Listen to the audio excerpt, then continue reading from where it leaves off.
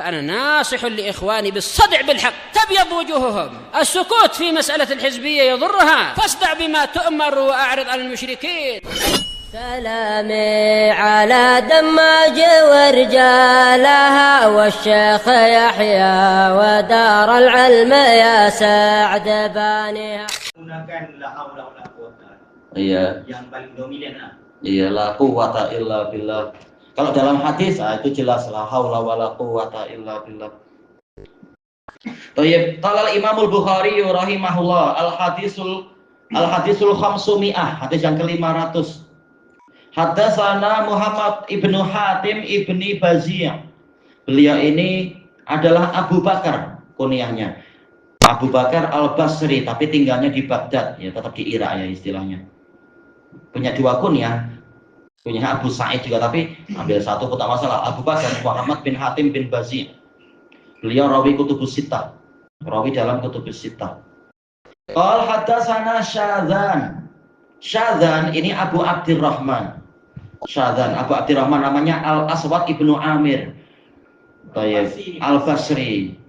Mungkin asalnya memang dari Persia atau keluarga Persia.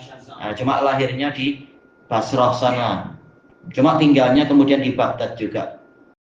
An Syu'bah terulang. Syu'bah ibnul Hajjaj Abu Bistam Al-Wasiti Al-Basri.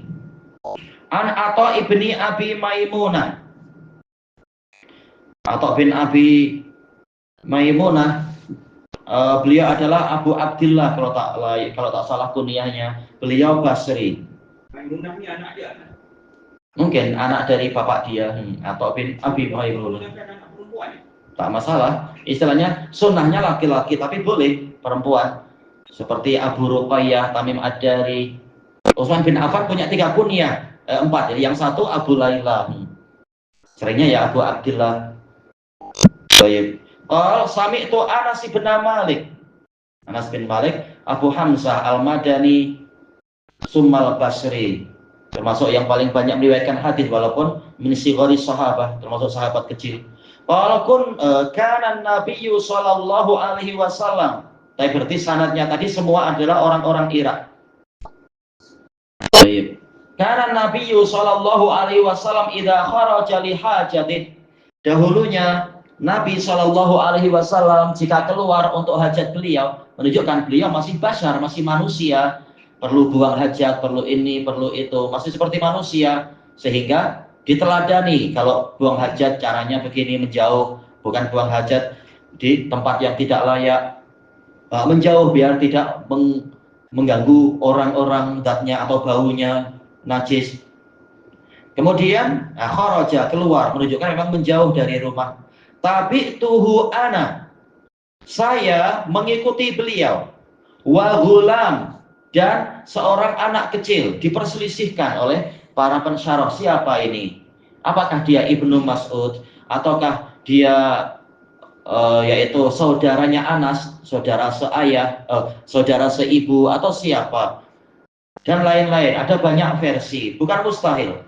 Tapi sebagian riwayat terang-terangan mengatakan dari Ansor, maka kemungkinan ya memang mungkin saudaranya Anas atau teman-teman Anas yang lain dari Ansor.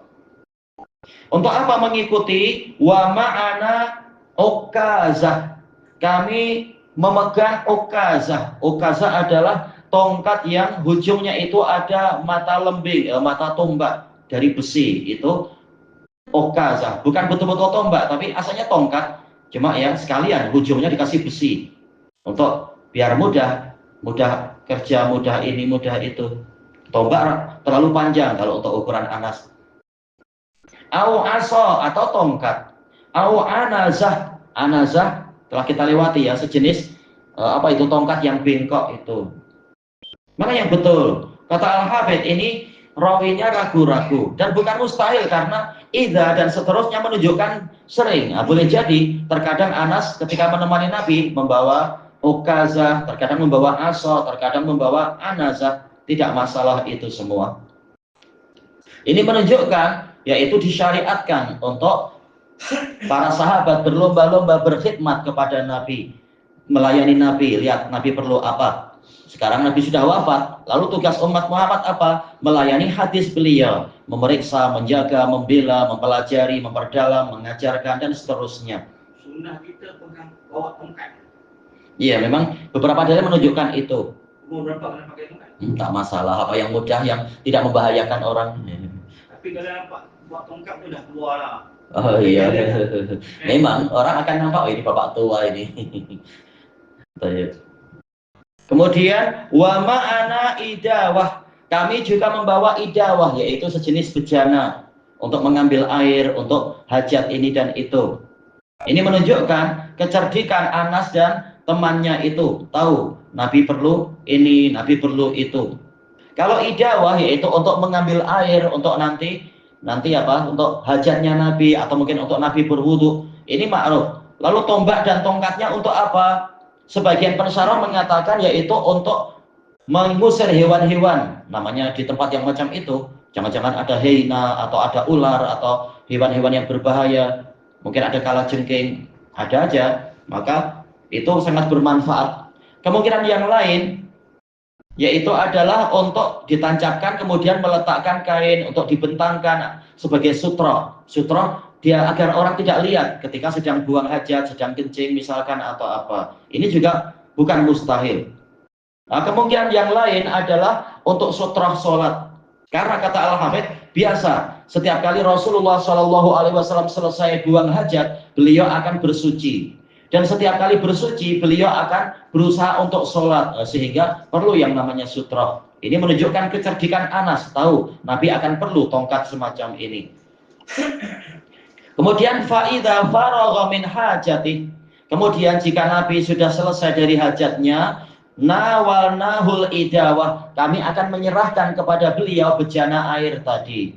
Ini menunjukkan mereka tidak pergi terlalu jauh ketika menemani Nabi, ya, jaga jarak biar Nabi bebas dan tidak mencium bau, menghidup bau yang tidak enak. Ketika sepertinya sudah siap atau mungkin tanyakan Nabi ada isyarat atau apa, ya sudah tinggal mendekat, menyerahkan bejana itu tanpa melihat aurat dan sebagainya.